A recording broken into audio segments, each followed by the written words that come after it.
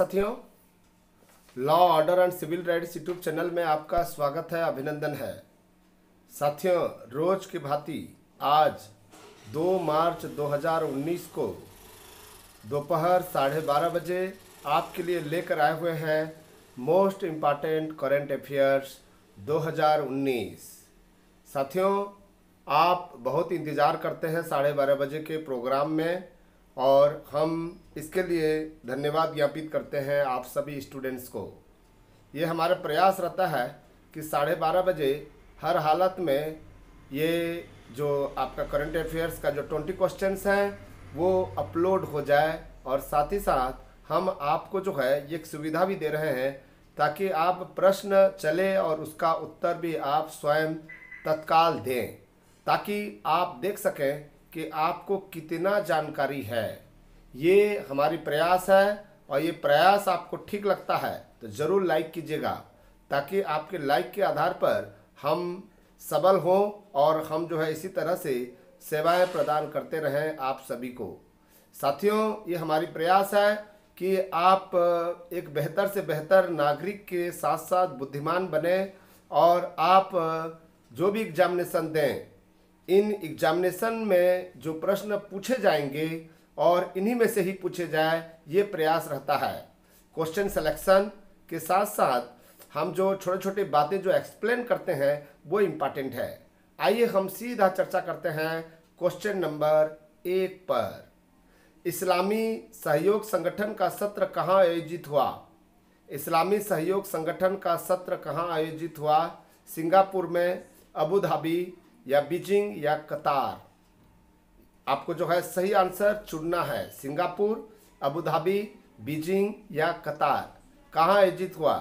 जिसमें से हमारे विदेश मंत्री जो है अभी विदेश प्रवास पर हैं और कल अबू धाबी में सम्मेलन में भाग लिया और पूर्ण सत्र को जो है उनके उद्घोषण से समाप्त हुआ। जबकि इस इस्लामिक सहयोग संगठन में भारत को आमंत्रित नहीं करने का दबाव जो है पाकिस्तान के द्वारा भी किया गया था। इसका सही आंसर आप जल्दी से दे दीजिए। इसका सही आंसर बी, अबू धाबी है। शायद आपने अबू धाबी को ही चुना है और ज़्यादातर बच्चे जो अबू धाबी को चुने थे। इसके लिए आप धन्यवाद के पात्र हैं। आप होशियार हैं, आप बुद्धिमान हैं, आप जो है अब रोज पेपर पढ़ रहे हैं ताकि 12:30 बजे वाला में सही आंसर दे सकें। आइए क्वेश्चन नंबर 2।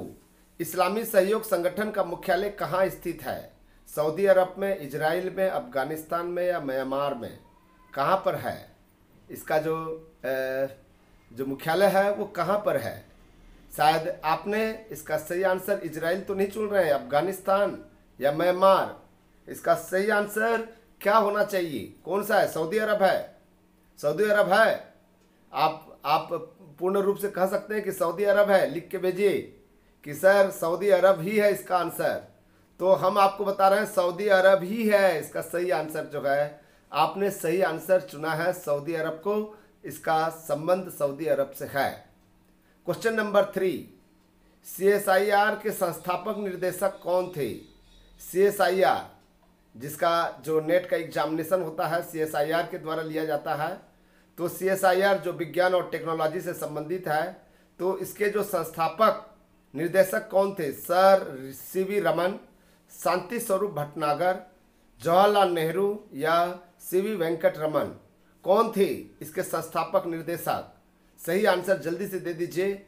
आप जानते हैं इसका सही आंसर जो है बी है, शांति स्वरूप भटनागर। शांति स्वरूप भटनागर जिसके नाम से ये पुरस्कार रखा गया है। क्वेश्चन नंबर 4 बता दीजिए। जीव विज्ञान में शांति स्वरूप भटनागर पुरस्कार किसे प्रदान किया गया है? जीव विज्ञान में किसे प्रदान किया गया है? डॉक्टर गणेश नागाराजू, डॉक्टर थॉमस पुकाडिल या दोनों को, या डॉक्टर राहुल बनर्जी को? किसको प्रदान किया गया है? जीव विज्ञान में, बायोलॉजी में शांति स्वरूप भटनागर पुरस्कार किसे प्रदान किया गया है?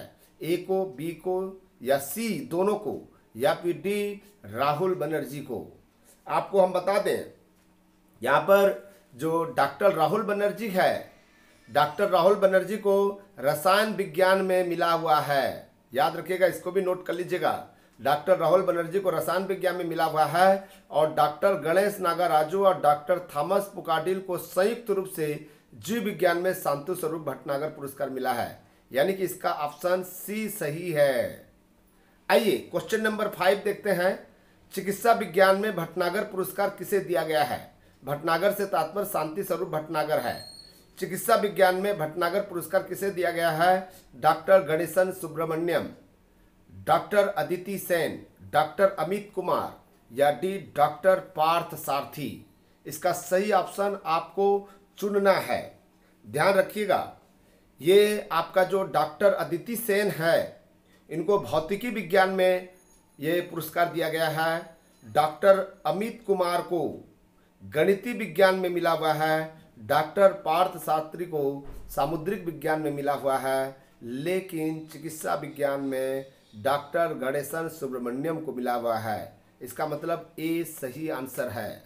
आइए नेक्स्ट क्वेश्चन ध्यान देते हैं। क्वेश्चन नंबर 6, अरुण 3 किससे संबंधित है?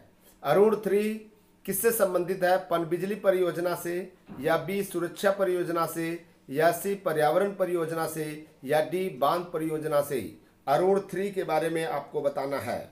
अरुण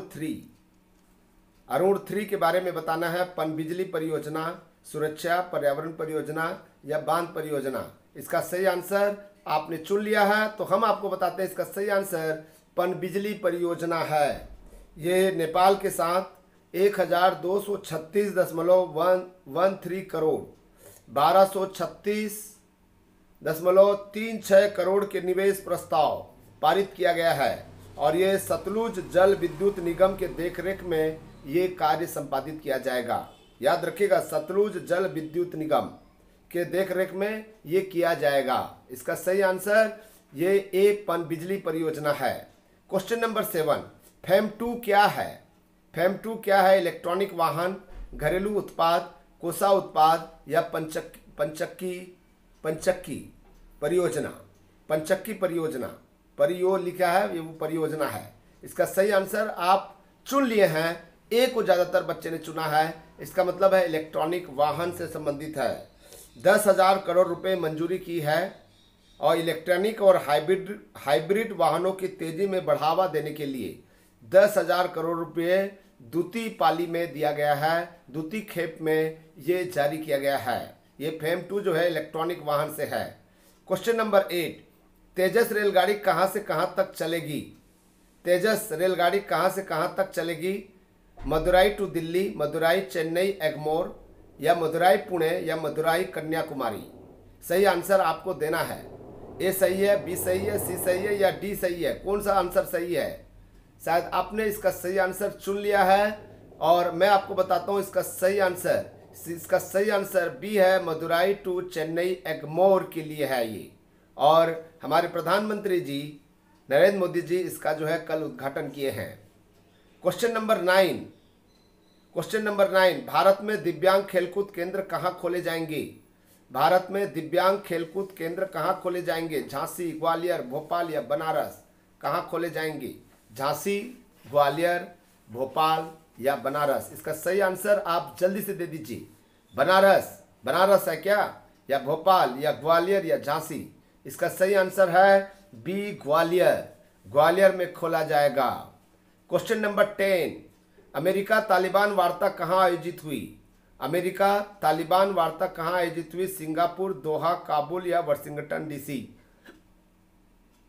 आप सभी जानते हैं, ठीक है, सभी जानते हैं कि इसका ये जो चारों नाम है बहुत फेमस नाम है। अमेरिका तालिबान वार्ता कहाँ आयोजित हुई? सिंगापुर, दोहा, काबुल या वाशिंगटन डीसी? शायद बहुत सारे बच्चे काबुल लिख रहे हैं, जबकि यहाँ पर जो है बी दोहा में, कतार की राजधानी है दोहा, जहाँ पर आयोजित किया गया था। यहाँ पर याद रखिएगा, पाकिस्तान में 17 साल से जारी संघर्ष समाप्त करने के प्रयास में अमेरिका तालिबान के बीच कतर में ठोस वार्ता हुई। कतर की राजधानी दोहा है, अफगानिस्तान की राजधानी काबुल है, और अमेरिका की राजधानी वाशिंगटन डीसी है, और सिंगापुर एक देश का नाम भी है, एक शहर का नाम भी है। ये थी 10 क्वेश्चन। आइए 11वां क्वेश्चन, हमजा कौन है? ओसामा बिन लादेन के बेटा, या बी आतंकवादी, या आतंकी है, या उपरोक्त सभी है? क्या है हमजा? हमजा कौन है? हमजा कौन है? आपको सही आंसर देना है। इसका सही आंसर आपने चुन लिया है ए को, इसलिए हम आपको बता रहे हैं हमजा जो है ओसामा बिन लादेन का बेटा है। हमजा बिन लादेन, उसका नाम है हमजा, ओसामा बिन लादेन का बेटा है। क्वेश्चन नंबर 12, मकरान कप किससे संबंधित है? मकरान कप किससे संबंधित है? बॉक्सिंग, कुश्ती, मल्ल युद्ध या शूटिंग? किससे संबंधित है मकरान कप? 12 नंबर क्वेश्चन का आंसर सही देना है। बॉक्सिंग, कुश्ती, मल्ल युद्ध या शूटिंग?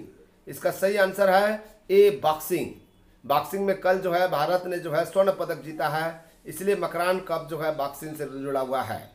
क्वेश्चन नंबर 13, आधार अधिनियम 2016 का मुख्य उद्देश्य क्या है? क्या आधार का नंबर देना बाध्य नहीं है, या आधार का नंबर देना बाध्य है, या आधार का नंबर देने के लिए रोक लगा दी गई है, या डी उपरोक्त सभी है? क्या आंसर सही है? 13 नंबर का सही आंसर जल्दी से बता दीजिए। नंबर देना बाध्य नहीं है आधार नंबर, या आधार नंबर देना बाध्य है, या आधार नंबर देने के पर रोक लगा दी गई है, या उपरोक्त सभी?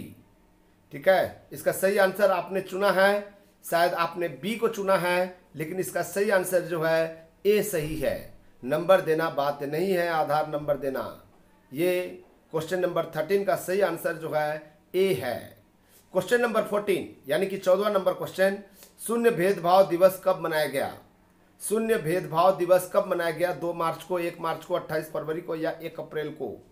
कब मनाया जाता है शून्य भेदभाव दिवस? कब मनाया जाता है? शायद इसका सही आंसर जो है 1 मार्च है। 1 मार्च 2019 को, यानी कि कल शून्य भेदभाव दिवस मनाया गया।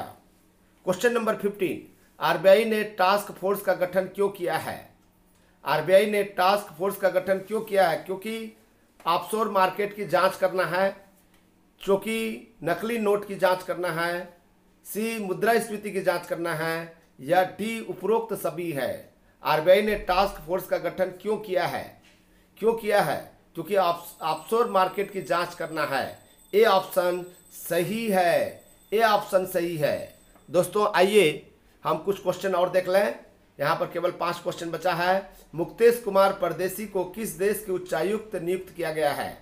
मुक्तेश कुमार परदेसी को किस देश के उच्चायुक्त हाई कमिश्नर नियुक्त किया गया है? ब्रिटेन के, फ्रांस के, जर्मनी के, या न्यूजीलैंड के? किस देश के उच्चायुक्त हाई कमिश्नर नियुक्त किया गया है?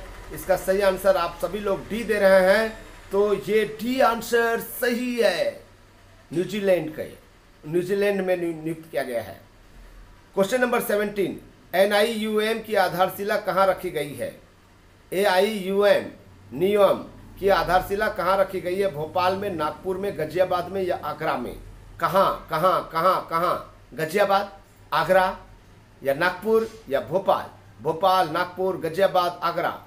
कहाँ पर नियम की आधारशिला रखी गई है? इसका ऑप्शन सी गाजियाबाद है।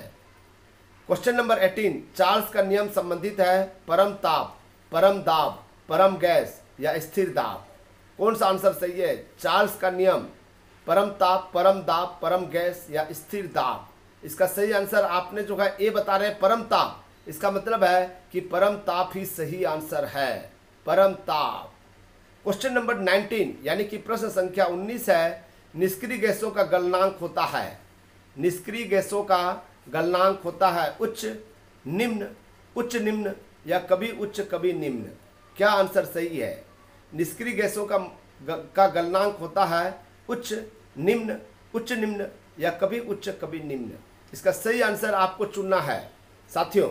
इसका सही आंसर चुनकर जो है आप जो है अपने आप को जो है गौरवान्वित महसूस कीजिए। निष्क्रिय गैसों का गलनांक जो है निम्न होता है, जबकि पीरियोडिक टेबल के 4th ए में जो गैसेस दिए हुए हैं वो गैसेस ज़्यादा गलनांक है। ठीक है, ज़्यादा गलनांक है 4th ए के अंतर्गत। लास्ट क्वेश्चन है 20 नंबर क्वेश्चन, प्राक्कलन समिति की जुड़वा बहन किसे कहते हैं? प्राक्कलन समिति की जुड़वा बहन किसे कहते हैं? लोक उपक्रम को, सरकारी उपक्रम को, लोक लेखा को, या नियम समिति को? किस समिति को कहा जाता है? सब समिति, लोक उपक्रम समिति, ठीक है, पब्लिक अंडरटेकिंग कमेटी, सरकारी गवर्नमेंट अंडरटेकिंग कमेटी, लोक लेखा पीएससी जिसको कहते हैं पब्लिक अकाउंट कमेटी, या डी नियम समिति। कौन सा आंसर सही है? इसका सही आंसर हम आपको बता रहे हैं सी, लोक लेखा है, 22 सदस्यीय होता है और प्राक्कलन समिति का जो है जुड़वा बहन कहा जाता है लोक लेखा समिति को। ये थी हमारी 20 मोस्ट इंपॉर्टेंट क्वेश्चन दोस्तों। शायद आपने चेक कर लिया है अपने आप को कि सही कितना हुआ है। आप कितने गहरे पानी में अभी डुबकी लगा रहे हैं, या अभी ऊपरी परत पर हैं या नीचे डूबे हुए हैं, और जैसे जैसे नीचे जाते जाएंगे वैसे ही आपको जो है ठंड बढ़ता जाएगा और एक ऐसे परम स्थिति में पहुंच जाएंगे जहां पर न तो ठंड लगेगा न तो गर्मी लगेगा। तो ये जो ज्ञान की जो गंगा है उस गंगा में आप डुबकी लगाएंगे तो आप पवित्र हो जाएंगे और आप हर जन्म में, यानी कि इस जन्म में आप अच्छे पद प्राप्त करके आप उन सपनों को जो है पूरा कर सकते हैं जो बचपन से आप और आपके माता पिता ने देखा है। साथियों, ये हमारी प्रयास को आप यदि प्रशंसा करना चाहते हैं तो लाइक कर दीजिए, शेयर करना ना भूलें। साथ ही साथ पहली बार देख रहे हैं तो सब्सक्राइब भी कर दीजिए। हम यहाँ पर रखते हैं बहुत ही कम समय में 20 मोस्ट इम्पॉर्टेंट क्वेश्चन को आपके लिए प्रस्तुत किया, हमें अच्छा लगा और आपसे भी बात करके हमें अच्छा लगता है। साथियों, हम आपसे अभी विदाई लेते हैं, फिर कल 12:30 बजे इसी समय में हम जो है आपसे मुलाकात करेंगे और जो आज दिन भर में घटना घटित होगा, चाहे राष्ट्रीय लेवल में या अंतर्राष्ट्रीय लेवल में, उन समस्त महत्वपूर्ण प्रश्नों को जो है ऑब्जेक्टिव टाइप क्वेश्चन के रूप में, मल्टी चॉइस क्वेश्चन के रूप में आपके लिए हम प्रस्तुत करेंगे। धन्यवाद, नमस्कार, जय हिंद।